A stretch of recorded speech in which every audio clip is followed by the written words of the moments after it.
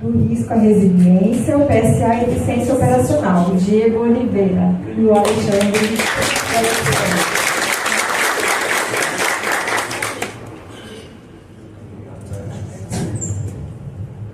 Pessoal, bom dia. Aqui não tem um projetão da nossa cabeça assim, né? Que pronome correndo, mas tem tempo, eu sei, vou tentar cumprir aqui. Bom dia a todos. Bom dia para todo mundo, mas para quem não me conhece, eu sou o Diego. Eu trabalho na gerência de integração, controle e desenvolvimento tecnológico, ATT. Comecei na Sanasa como estagiário, né, em 2007, 2008. E, enfim, depois eu emendei no mestrado que foi feito aqui na Sanasa mesmo, na parceria com a Unicamp. Então, eu costumo dizer que meus amigos lá ficaram naquela vida de graduação, né? Deram continue na Unicamp. E eu fiquei aqui na Sanasa. Então, foi uma vida completamente diferente, mas foi uma vida muito grande que me abriu muitas portas. Depois eu retornei aqui para a Sanasa dentro dessa gerência, né? Bom, então a ideia aqui é trazer um pouquinho de como foi a apresentação do PNQS lá, mostrar para vocês mais ou menos como que foi, e lá a gente falou sobre riscos, né, e como lidar com eles, né, com o case do risco à resiliência, PSA e eficiência operacional. Esse case foi escrito por mim, juntamente com o Alex, o coordenador da sala de situação, e por todos vocês vão entender por quê ao longo da apresentação. Enfim, abaixo. Quando a gente fala de riscos, eu trouxe essa questão lá, quando a gente busca pela palavra risco no dicionário, a gente vai encontrar aqui uma série de definições. Para nós aqui no saneamento, uma boa definição, uma definição que abrange muito bem, que contempla muito bem, o risco ele é o produto da probabilidade da ocorrência com a severidade da consequência, frente à exposição a um dado perigo. E esse risco ele pode ser quantificado. A parte ruim disso tudo, né, é que não existe risco zero. Essa afirmação, por mais que ela seja chata, desconfortável, ela é a realidade em todas as esferas da nossa vida, né? A gente lida com risco em todos os momentos. Qualquer tomada de ação ou a não tomada de ação nossa perante alguma situação, a gente está assumindo riscos, e no abastecimento de água isso não seria diferente, né? Então, quando a gente está falando de abastecimento, a gente lida com o risco de desabastecimento, a gente lida com o risco de contaminações físicas, microbiológicas, contaminações químicas. Então, a todo momento a gente está lidando com o risco nesse cenário. Quando a gente está falando aqui de Campinas, nós aqui no interior do estado de São Paulo, a gente está falando da bacia hidrográfica dos rios Piracicaba, Capivari e Jundiaí, a bacia do PCJ, que todo mundo conhece.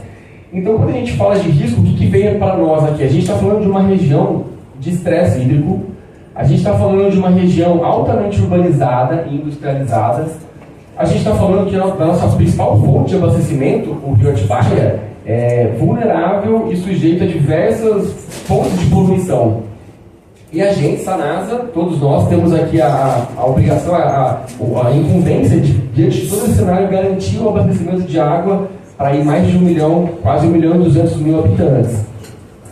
Então, como que foi a estratégia diante disso, né? A estratégia foi trabalhar, de fato, com a avaliação e gestão de riscos preventivos, através do Plano de Segurança da Água, o PSA. Ele é nada mais do que um modelo de gestão de riscos preconizado pela Organização Mundial de Saúde, OMS, e pela IWA, International Water Association. Nada mais é do que um modelo de gestão de risco aplicado a todo o sistema de abastecimento de água. Ele sempre propõe uma abordagem preventiva, proativa, contemplando todas as etapas do processo do sistema de abastecimento, desde antes da fonte de captação, passando por todas as etapas, o tratamento, armazenamento e distribuição na rede, até o ponto final de consumo. Por isso que ele é tido como uma mudança de paradigma na abordagem da gestão de risco, como ela era historicamente realizada anteriormente. Então, aqui, resumindo, né, trazendo de forma mais resumida, tudo que tem a ver com a qualidade da água, tudo que tem a ver com a quantidade da água, e aqui dentro a gente vai colocar a disponibilidade do recurso água, a continuidade do serviço de abastecimento, e tudo que tem a ver com a satisfação do cliente deve estar incorporado dentro de um plano de segurança da água. Isso conforme os modelos internacionais aqui que a OMS e a IWA preconizam. Então, assim, esse modelo de gestão, um ponto principal, o norte dele são os objetivos de saúde pública. Então, as metas, os indicadores do setor de saúde pública, norteiam, direcionam as ações do setor de saneamento. E esse modelo ele pressupõe uma abordagem com avaliação, monitoramento e gestão e comunicação. É um tripé: avaliação, gestão e a comunicação do risco para com a população. E todo esse enquadramento está previsto, como eu falei, nos modelos internacionais da OMS e WA, e também sendo incorporados em legislações nacionais. Dentre elas, entre várias delas, a Portaria 888 do Ministério da Saúde, que fala sobre controle e padrão de potabilidade de água, e a NBR 17080 da ABNT, que é uma norma recente publicada que ela padroniza, direciona os princípios e diretrizes para a publicação do Plano de Segurança da Água. Então, assim, diante desse cenário de risco, de potencial risco de, por exemplo, desabastecimento que a gente vive na nossa bacia do CCJ, quais foram as principais ações e os resultados, né, que a Sanasa vem desempenhando nos últimos anos? Aqui, né, quando a gente mostra para fora, é uma apresentação, quando a gente faz aqui dentro, vocês já estão sabendo de algumas coisas, então algumas coisas vou passando um pouco mais rapidamente. Então, as principais ações dos últimos tempos, dentre elas, é retrofit, uma modernização do setor de captação e adutoras, construção de 20 novos reservatórios, aumentando a autonomia de 12 para 20 horas. Na rede de distribuição, setorização, troca de rede, gestão de perdas pluviais, enfim, uma gerência inteira dedicada a isso na Sanasa. Na tecnologia, a consolidação da sala de situação como um hub, um centro de tomada de decisão em tempo real, fora todo o aporte de investimento que tem sido feito nos últimos anos nesse patamar só com relação à água. Então, quando a gente fala de tecnologia, é importante mencionar a transformação digital. Ela é um pilar extremamente importante para a eficiência dentro desse modelo de gestão de risco. Eu vou bater bastante nas teclas do PSA enquanto um modelo de risco, um modelo de gestão de risco.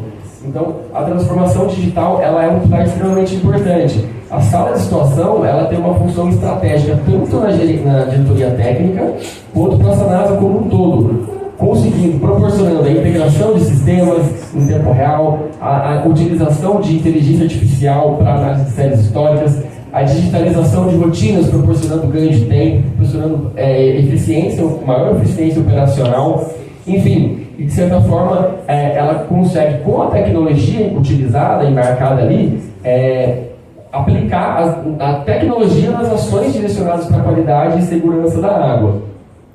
Então, assim, fazendo um apanhado, a gente tem então um modelo internacionalmente, globalmente reconhecido de gestão de risco, que é o Plano de Segurança da Água, de acordo com aquelas instituições, o OMS, WA. A gente aplica tecnologia de ponta e a gente fez grande aporte de investimentos. Mas o velho clichê, que não deixa de ser verdade, né? A gente não faz nada sem as pessoas que são o verdadeiro motor dessa mudança.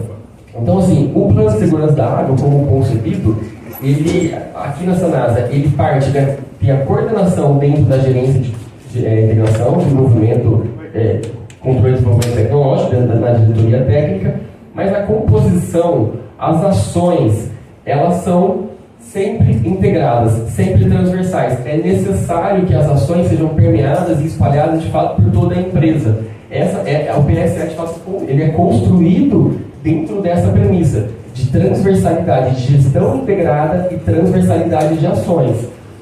E ainda junto disso, olhando e agregando todas as partes interessadas, que chamam stakeholders, internos e externos, de uma forma a buscar esse alinhamento das medidas de gestão de risco nossas com as medidas de gestão de riscos que esses players, que essas instituições que são partes interessadas também externas, estejam de forma alinhada ao objetivo comum, que seria a segurança da água de uma região como um todo.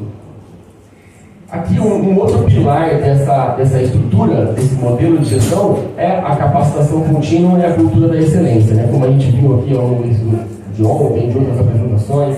Então a gente tem aqui entra aquele um pouquinho a mais, aquele ir além do básico, ir além do mínimo, e além do que a gente ir atrás daquele 1% a mais, vamos dizer assim, né? Então a capacitação contínua e a busca por excelência, desde bases já consolidadas, que a Sanasa já tem, como por exemplo a acreditação na ISO 9001, na qual a Sanasa é acreditada desde 2004, e até a capacitação em ferramentas mais modernas, com transformação digital, como vem sendo feito em todos os setores da empresa, e a sala de discussão acaba sendo um case, um exemplo disso, né? Junto disso, a capacitação com a participação em congressos internacionais, grupos de discussão nacionais e internacionais, fazendo com que a Sanasa alcance prêmios nos últimos anos. Todo mundo aqui já está cansado no bom sentido, né, de saber. Aqui a gente trouxe como exemplo, né, o troféu do ano passado, o Kiron ESG Ouro, e esse ano o Kiron ESG Platina nível 3, e dentre tantas outras premiações, fruto dessa capacitação que a Sanasa vem desempenhando, né? Então, assim, a gente sempre fala, né, dos prêmios, a gente fica orgulhoso, eu posso dizer por mim, tenho certeza que cada um de vocês é orgulhoso por representar a empresa que está sendo tão bem premiada, mas eu acho mais interessante ainda a gente ter um olhar que essas ações que levam aos prêmios, elas de fato fazem parte, elas vão ao encontro de um saneamento sustentável, né? Então, assim, dentre os 17 objetivos de desenvolvimento sustentável proposto pela Agenda 2030 da ONU, vários aqui poderiam estar correlacionados, mas em grande destaque para o ODS 6, que fala sobre assegurar a disponibilidade e gestão sustentável da água, e também o ODS 13, sobre tomar medidas urgentes para combater as mudanças do clima. E diante de tudo isso, né, para que tudo isso aconteça, muitas mudanças foram e ainda são necessárias dentro desse modelo como um todo. Como eu falei no começo, né, o PSA ele te leva a essa mudança de paradigma, ele te reforça esse olhar holístico da gestão como um todo, da gestão integrada e da transversalidade de ações. É sempre o preventivo e o proativo, não o reativo. Então é integrado. Onde for possível, buscar o digital, a transformação digital, desde que ela seja bem-vinda naquela ação. E as transformações, as ações dessas transformações passaram e passam pelas ações da sala de situação, porque ali a gente consegue, como eu falei, né, retomando, repetindo isso, utilizar a tecnologia em prol das ações de qualidade e segurança da água, utilizar a tecnologia, integrando tecnologia com operações, integrando tecnologia com gestão. Passa também por programas de gestão como Rumo à Excelência, Jornada da Excelência. Tudo isso vai amadurecendo esse olhar de gestão integrada que esse modelo propõe. E também, não podemos deixar de dizer, a integração do plano de segurança desse modelo no planejamento estratégico da empresa e também no Plano Municipal de Saneamento Básico de Campinas, reforçando de fato a importância desse sistema de gestão. Eu costumo falar isso, né? Tem países onde isso já é mais bem desenvolvido, existe uma instituição externa normalmente que audita e fiscaliza, entre aspas, a execução desse sistema de gestão. No Brasil a gente ainda não tem, nós aqui na Sanasa dá para dizer com tranquilidade que a gente é a empresa mais avançada nesse sistema, e outras empresas também têm, mas não existe uma figura externa. Então, a forma que a gente encontra aqui de trazer mais robustez é, de fato, integrar e sistematizar esse modelo de gestão nos padrões que já existem dentro da empresa. Então, assim, né, como eu falei lá, eu repito aqui, agora é a parte boa, né, a parte boa da história, porque a gente estava falando aqui de risco, falando de coisa chata, falando de desabastecimento, falando de contaminação, e quando a gente olha para os resultados, a gente realmente fica mais feliz ainda, e vamos falar da parte boa agora. Lá a gente leva esses resultados de forma recortada, de forma fragmentada, então, quanto a resultados financeiros, o recorte que a gente levou foi esse. Olhando para a redução do índice de perdas na distribuição, da casa do patamar de 20% para 18%, isso quando o trabalho foi escrito, né, considerando o ano de 2024, hoje já está ainda abaixo, o volume evitado, considerando o volume evitado e o custo de produção, a gente está falando de uma economia financeira aí bem expressiva, na casa de milhões, mostrando as ações preventivas integradas, como elas reforçam a sustentabilidade da empresa. Quando a gente fala de resultados sociais e ambientais, aqui entram vários destaques. Ainda falando sobre o IPD, quando a gente fala dessa redução, dessa casa de redução de 20 para 18, isso na época, esse volume evitado seria suficiente para abastecer muita gente. Ainda também, quando a conformidade no padrão de potabilidade atingiu patamares de 98%, quase 99%. Isso se assemelha a países da Europa também, né? A continuidade no abastecimento chegando na casa de 99,90%. A autonomia de reservação aumentando de 12 para 20 horas. Nenhum surto de veiculação hídrica notificado, isso de acordo com a fonte principal, que é o setor saúde, a Secretaria de Vigilância em Saúde. Esse índice aqui é o indicador que eles usam, por isso que eu falo da importância da gente acompanhar o setor saúde, ter eles como um norte, que é os objetivos de saúde pública, e também compartilhando com vocês experiências que eu acabo tendo quando eu vou levar isso para fora da Sanasa, e eu ouço muita gente falando que não tem coragem de tomar a água da cidade deles, que eles usam água para cozinhar, usam água para tomar banho, que não tem como, mas a água para beber eles não têm coragem. Então, assim, a confiança passa por todas essas ações e esses resultados que outros institutos mostram, né? E falando também da geração de empregos, aquele aporte significativo de investimentos só para a parte de água, fora toda a parte de esgoto, mas a parte de água gerando aí mais de 22.500 empregos diretos e indiretos. Quanto a clientes e mercados, a gente pode falar a reclamação, né? Todo mundo sabe aqui, a gente tem uma central de recebimento de reclamações, isso é muito importante no nosso trabalho para entender como que está chegando. Uma coisa é o que o consumidor recebe, outra coisa é o que ele entende que ele recebe. Então, como eu falei no começo, o PSA ele fala de avaliação, gestão e comunicação do risco. Essa parte de comunicação é bem crucial, porque uma coisa é o risco, outra coisa é a percepção do risco, né?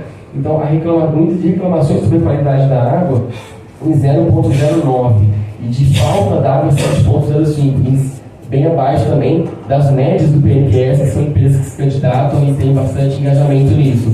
Enfim, nos últimos tempos, investimentos em plataformas de comunicação com o cliente, assegurando e reforçando essa importância da comunicação, que eu acho que é algo que precisa sempre ser muito cuidado, né? E pessoas, porque acho que sim, acaba sendo a parte dos resultados que mais motivam, porque os resultados são construídos por pessoas, por nós, por mais de 2.000 colaboradores, e são entregues para pessoas que é a população de Campinas, né? Então, esses resultados mostram e reafirmam a busca que a Sanasa tem tido por qualidade, na cultura da qualidade, na busca por excelência, e, enfim, e aí mostra também todos esses prêmios, acaba reafirmando esse ciclo virtuoso, né, de reforça essa inovação, esse senso de pertencimento que isso vem aumentando cada vez mais. Acho que eu estou com um tempo bom ainda, né? Já deu? Meu Deus, deu 17 já? Mentira. Tá bom, vou terminar então. Aqui a gente acaba levando esses números para fora, porque, repito, né, a gente fica extremamente feliz de levar esses números para fora, a gente bate no peito, porque a gente trabalha nessa empresa com números maravilhosos.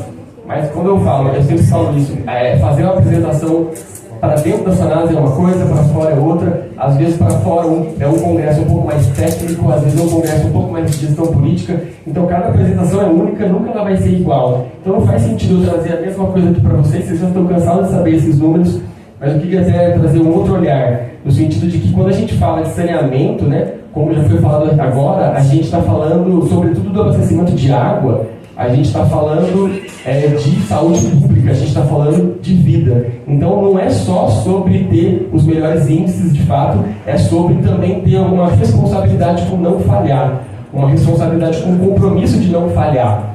No sentido de que tem uma coisa que eu faço também para fora que a gente fala do risco, né? O risco, eu levo alguns casos de surtos de veiculação hídrica no mundo, que pequenas falhas operacionais ou de gestão causaram assim, catástrofes enormes. E tudo por causa de pequenas falhas. Então, assim, a importância não só de ter os melhores números, mas da nossa responsabilidade de não falhar. Não no sentido de ter um peso, né, de cada um, nossa, não posso falhar, mas no sentido da importância de cada um, da função, independente da função de cada um, de não falhar. Porque essa falha, isso representa de fato a saúde pública, a água que está chegando na casa dos mais de 1 milhão de campineiros, né? E por fim também os prêmios, né? Também não preciso falar aqui, vocês estão cansados de saber, mas eu acho importante tentar compartilhar essa ideia de reforçar que em 2025 a gente atingiu o topo. Isso é muito bom, acho que merece celebrar, todo mundo está de parabéns, mesmo todos os mais de 2.000, mas agora é 2026, né? O marcador zero. Eu acho que é isso que a gente tem que ter em mente, o marcador zero, começa tudo de novo. Eu lembro muito daquela, que me vem dizendo naquela seleção do Bernardinho, né? Falar como é que o cara consegue ficar não ganhar, mas ele conseguiu ficar 15 anos ganhando. Então chegar no topo não é fácil, mas agora permanecer é o grande desafio. Então assim, o que a gente vai fazer individualmente, enquanto grupo, o que eu vou aprender de novo em 2026, porque em 2025 o que foi a novidade que levou a gente para o topo, em 2026 talvez já é básico, em 2027 já é obsoleto. Então essa tentativa da gente realmente permanecer nessa unidade. E por fim, eu só queria deixar uma última mensagem do ciclo do trabalho do PSA. eu sempre falo, né, de desgourmetizar a sigla. Quando eu vou fazer a apresentação, eu falo, quero desgourmetizar essa sigla. PSA, às vezes eu faço umas piadinhas com significado, mas não vai dar tempo agora. Mas aí, então, se eu puder deixar uma mensagem com relação ao PSA, que fique assim, é um modelo de gestão, olhar para fora, como eles foram envolvidos na OMS, na NWA, que ele é entendido de fato como um modelo de gestão, como um modelo de avaliação e gestão de riscos, e a importância da gestão integrada e da transversalidade de ações. Então, por isso, de fato, é um clichê falar que todo mundo faz parte do prêmio, é chovendo molhado, mas não é, é a mais realidade mesmo, porque esse modelo de gestão só faz sentido com a transversalidade de ações, com a gestão integrada. Então é isso, eu queria agradecimento e reconhecimento por todos, e, enfim, muito obrigado pela atenção, que eu estou explorando bastante.